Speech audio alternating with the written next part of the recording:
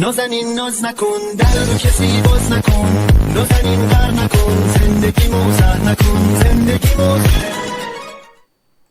Yes guys, എല്ലാ പ്രിയപ്പെട്ട കൂട്ടുകാർക്കും നമ്മുടെ പുതിയൊരു വീഡിയോയിലേക്ക് സ്വാഗതം. എല്ലാവർക്കും സുഖമാണെന്ന് വിചാരിക്കുന്നു. CM കിഡ്സിന്റെ GK ആണ്, അല്ലെങ്കിൽ കറണ്ട് അഫയേഴ്സ് ആണ് നമ്മൾ എടുക്കാൻ പോകുന്നത്. നമുക്കറിയാം കറണ്ട് അഫയേഴ്സ് GK എന്ന് പറയുന്നത് LSSന് അല്ലെങ്കിൽ നമ്മുടെ CM കിഡ്സിന് ചോദിക്കുന്ന ഒരു പ്രധാനപ്പെട്ട ഒരു ഭാഗമാണ്. അപ്പോൾ ഇതിൽ നിന്ന് 3 വിഭാഗങ്ങളായി തിരിച്ചിട്ടുണ്ട്. അത് ഏതൊക്കെ വിഭാഗങ്ങൾ എന്നുള്ളത് നിങ്ങൾക്ക് അറിയാം. ആ വിഭാഗങ്ങളിൽ നിന്നൊക്കെയുള്ള ചോദ്യങ്ങൾ നമ്മൾ ചോദിച്ചിട്ടുണ്ട്. അപ്പോൾ അതിന്റെ PDF കാര്യങ്ങളൊക്കെ നമ്മുടെ ഗ്രൂപ്പിലുണ്ട്, നമ്മുടെ ചാനലിലുണ്ട്, ഒക്കെ ഉണ്ട്. പോയിട്ട് കാണുക, സെറ്റാക്കുക, പഠിക്കുക എന്നുള്ളതാണ്. അപ്പോൾ നമ്മുടെ വാട്സപ്പിലേക്ക് ജോയിൻ ചെയ്യാൻ വേണ്ടിയിട്ട് നേരെ പോവാ, താഴെ കാണുന്ന നമ്പറിൽ ജസ്റ്റ് ഒരു ഹായ് അയച്ചാൽ മതി. ഈ PDFകളും ക്ലാസ്സുകളും ഒക്കെ ഫ്രീ ആയിട്ട് വാട്സപ്പിലേക്ക് വരും. വാട്സപ്പിൽ മറ്റുള്ള ക്വിസുകൾ, ചോദ്യങ്ങൾ, കാര്യങ്ങൾ, അറിയിപ്പുകൾ എല്ലാം നിങ്ങൾക്ക് കിട്ടും. വാട്സപ്പിൽ ഒരുപാട് കുട്ടികളുണ്ട്, ഏകദേശം 6000-ഓളം കുട്ടികളുള്ള വാട്സപ്പ് കമ്മ്യൂണിറ്റിയാണ്. നിങ്ങൾക്ക് ജോയിൻ ചെയ്യാം. ലിങ്കുകളൊക്കെ അതിൽ ഓട്ടോമാറ്റിക് ആയിട്ട് വരും. നേരെ നമ്മൾ പോവാണ്. അപ്പോൾ ഇതുവരെ ആദ്യമായിട്ടാണ് നമ്മുടെ ക്ലാസ്സുകൾ കാണുന്നതെങ്കിൽ ലൈക്ക് ചെയ്യാത്തവരൊക്കെ ഓരോ ലൈക്കുകൾ നിർബന്ധമായിട്ടും ചെയ്യാന്നുള്ളതാണ്. ലൈക്ക് ചെയ്യുക. ഒരു ലൈക്ക് എന്ന് പറയുന്നത് നിങ്ങളുടെ ഓരോരുത്തരുടെയും എന്താ പറയുക, ഓരോരോ മോട്ടിവേഷനാണ്. എനിക്ക് തരുന്ന ഓരോ മോട്ടിവേഷനാണ്. ക്ലാസ് എടുക്കുന്ന എനിക്ക് തരുന്ന ഒരു മോട്ടിവേഷനാണ് ലൈക്ക് ചെയ്യുന്നത്. എല്ലാവരും ഓരോ ലൈക്ക് ഇടുക. ലൈക്ക് ഇടുന്നതിന് വലിയ ബുദ്ധിമുട്ടൊന്നുമില്ല. ലൈക്ക് ഇട്ട് തരിക. അതേപോലെ തന്നെ കമന്റുകൾ കാര്യങ്ങളൊക്കെ ഉണ്ട്. യെസ് ഗൈസ്, നമ്മൾ നേരെ പോകുന്നു. കറന്റ് അഫയേഴ്സ് 2026 പാർട്ട് 4 ആണ് നമ്മൾ ഇന്ന് എടുക്കാൻ പോകുന്നത്. 3 പാർട്ടുകൾ നമ്മൾ ഓൾറെഡി എടുത്ത് കഴിഞ്ഞിട്ടുണ്ട്. യെസ്, അപ്പോൾ നിങ്ങൾ PDF നിങ്ങൾക്ക് കിട്ടിക്കഴിഞ്ഞാൽ ഇവിടെ ക്ലിക്ക് ചെയ്ത് കഴിഞ്ഞാൽ ഈ ക്ലാസ് നിങ്ങൾക്ക് കാണാൻ വേണ്ടി പറ്റും PDF. അതേപോലെ തന്നെ വാട്സാപ്പിൽ ഇവിടെ മെസ്സേജ് അയക്കാം. ഇൻസ്റ്റാഗ്രാമിൽ ഫോളോ ചെയ്തിട്ട് ഇവിടെ മെസ്സേജ് അയക്കാവുന്നതാണ്. Okay, ready? സംശയങ്ങൾ കാര്യങ്ങളൊക്കെ നിങ്ങൾ ചോദിക്കാം. Ready? Which wildlife sanctuary was declared as the first butterfly sanctuary in the state? സംസ്ഥാനത്തെ ആദ്യ ചിത്രശലഭ സങ്കേതമായി പ്രഖ്യാപിച്ച വന്യജീവി സങ്കേതം ഏതാണ്? അതാണ് ആറളം. ആറളം സ്ഥിതി ചെയ്യുന്നത് എവിടെയാ? കണ്ണൂരുള്ള ആറളത്താണ് എന്ത് സംസ്ഥാനത്തെ ആദ്യ ചിത്രശലഭ ബട്ടർഫ്ലൈ സാങ്ച്വറി എന്ന ചിത്രശലഭ സങ്കേതം പ്രഖ്യാപിച്ച വന്യജീവി സങ്കേതം എവിടെയാണ്? അത് ആറളത്താണ്, കണ്ണൂരാണ്. മനസ്സിലാക്കിയോ? അങ്ങനെയാണെങ്കിൽ അടുത്തതിലേക്ക് പോകുന്നു.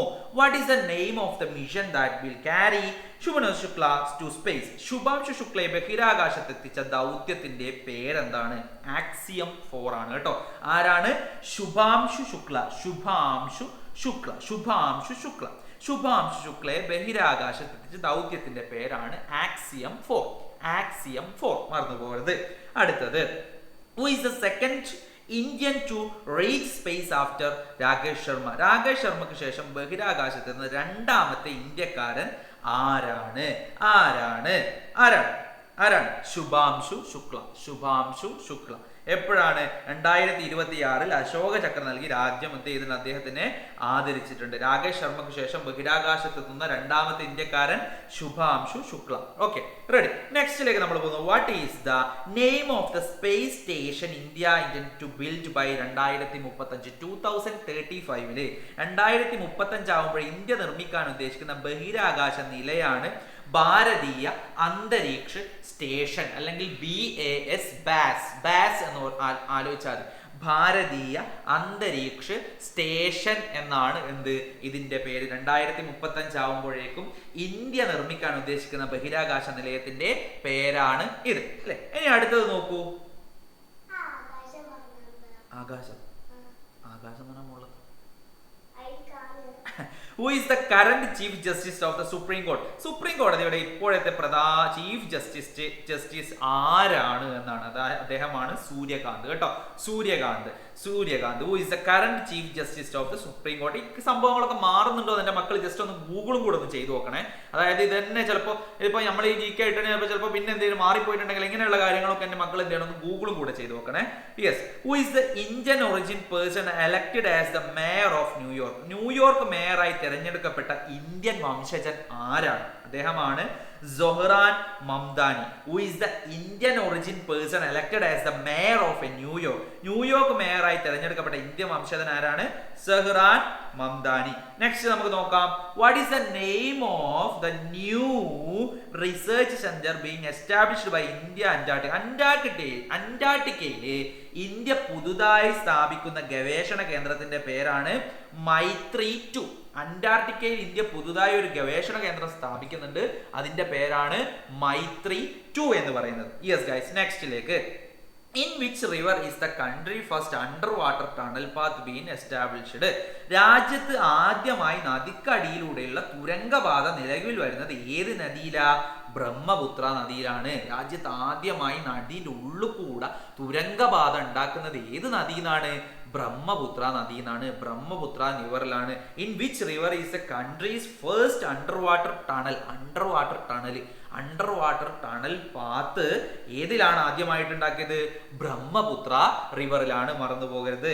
അടുത്തത്, which is the only district in Kerala through which the Western Ghats do not pass? പശ്ചിമഘട്ടം കടന്നു പോകാത്ത കേരളത്തിലെ ഏക ജില്ല എന്ന് പറയുന്നത് ആലപ്പുഴ മാത്രമേ ഉള്ളൂ. പശ്ചിമഘട്ടം കടന്നു പോകാത്ത കേരളത്തിലെ ഏക ജില്ല ഏതാണത്? ആലപ്പുഴയാണ്. ആലപ്പുഴക്ക് മറ്റുള്ള ഒരുപാട് പ്രത്യേകതകളുണ്ട്, നമുക്കറിയാം, നമ്മൾ പഠിച്ചിട്ടുണ്ട്. അടുത്തത് നമ്മൾ നോക്കൂ, വിച്ച് ഗ്രാമപഞ്ചായത്ത് ranks first in terms of area in Kerala?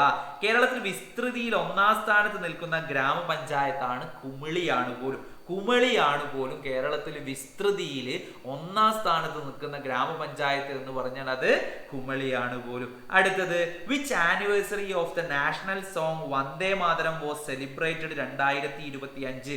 ദേശീയ ഗീതമായ വന്ദേ മാതരത്തിന്റെ എത്രാമത്തെ വാർഷികമാണ് 2025 ആഘോഷിച്ചത്? 150 ആട്ടോ. ഓർക്കാൻ വളരെ സുഖമുള്ള ഒരു നമ്പറാണ്.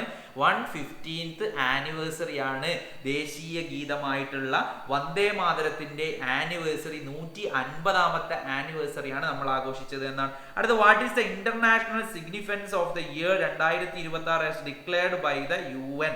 2026 വർഷത്തിന്റെ അന്താരാഷ്ട്ര പ്രാധാന്യം എന്താണെന്നാണ് UN പ്രഖ്യാപിച്ചത്? വനിതാ കർഷകരുടെ അന്താരാഷ്ട്ര ദിനം, international year of woman farmer, അല്ലെ? അതായത് 2026 വർഷത്തിന്റെ അന്താരാഷ്ട്ര പ്രാധാന്യം എന്താണ്? International year of the woman farmer. മക്കളെ, ഇത് പ്രത്യേകം ശ്രദ്ധിച്ചോ, ഇത് ചോദ്യം പരീക്ഷയ്ക്ക് വരാൻ 100% ചാൻസ് ഉള്ള ഒരു ചോദ്യമാണ് ഇത് എന്ന് പറയുന്നത് കേട്ടോ. റെഡി, അടുത്തതിലേക്ക് നമ്മൾ പോകുന്നു. Who received the Ezhuthachan award of the year 2025? 2025 Ezhuthachan പുരസ്കാരം 100% ആണ് ഇത് വരാനുള്ള സാധ്യത. ഉത്തരം കവി KG ശങ്കരപ്പിള്ളയ്ക്കാണ് 2025 എഴുത്തച്ഛൻ പുരസ്കാരം ലഭിച്ചിട്ടുള്ളത്. അടുത്തത്, 2025 Vayalar award. Who is the winner of the Vayalar award 2025? ഈ സന്തോഷ് കുമാർ ആണ്. ഏതിനാണ്? തപോമയുടെ അച്ഛൻ എന്ന് പറയുന്ന ആ ഒരു കൃതിക്ക്, അല്ലെ? അതിനാണ് വയലാർ അവാർഡ് 2025 ആർക്കാണ്? ഈ സന്തോഷ് കുമാറിന്. 100% ഉറപ്പുള്ള ചോദ്യമാണ് ഇത്. അടുത്തത്, 2025 ഓടക്കുഴൽ പുരസ്കാരം ലഭിച്ചത് ആർക്കാണ്? EP രാജഗോപാലനാണ്. ഉൾക്കഥ എന്ന സാഹിത്യ വിമർശന ഗ്രന്ഥത്തിനാണ് കേട്ടോ. Who received the Odakkuzhal award? അപ്പൊ നമ്മള് വയലാർ അവാർഡ്, എഴുത്തച്ഛൻ അവാർഡ്, ഓടക്കുഴൽ അവാർഡ് 2025 ഈ 3 അവാർഡുകൾ നമ്മൾ പറഞ്ഞു, ഇല്ലേ?